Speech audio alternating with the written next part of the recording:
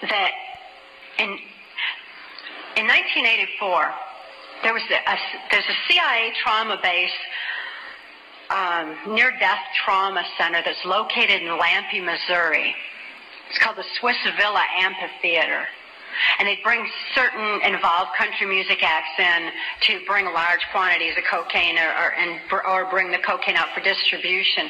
Because Lampe, Missouri is just across the Arkansas line and is very much a part of Bill Clinton's cocaine operation. And it was in full swing at that time. It's also interesting to note that this Lampe, Missouri operation is where the country music industry was more conveniently relocated, you know, right there in Branson, so that it would be closer to Clinton's cocaine operations. Lampe, Missouri was a place where I heard George Bush and Bill Clinton talking, where from the point of view I had, they certainly were friends, and they didn't recognize any party lines between them. That's something for the, you know, a smoke and mirrors illusion for the public. It's not something they adhere to because they had exactly the same agenda, and that was for bringing in this New World Order.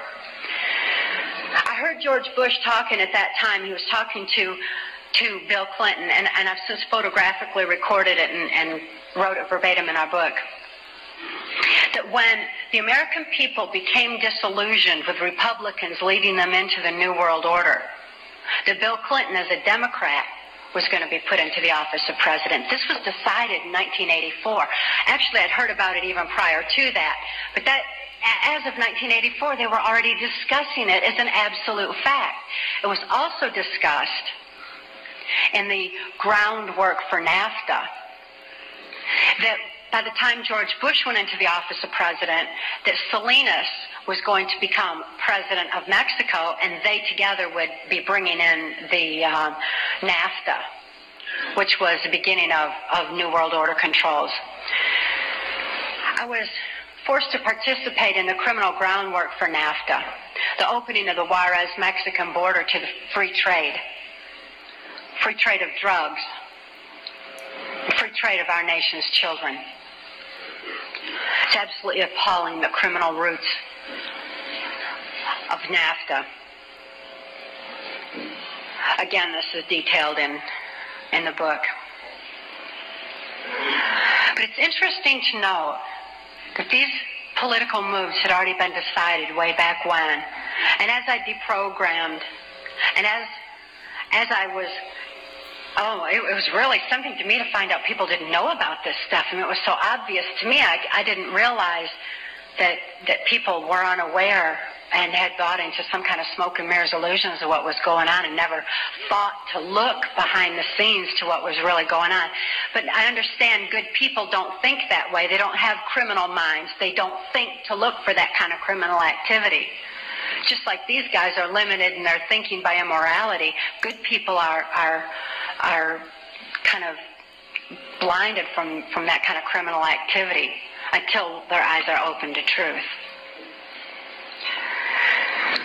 This criminal activity that was going on at that time, the people that were involved were following directions from George Bush.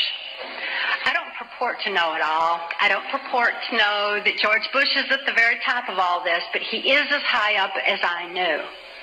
It was my experience that Ronald Reagan answered to George Bush, not robotically, not under mind control, but willingly, because George Bush was respected for what he knew about bringing in the New World Order. Consider his past. George Bush first began with the United Nations.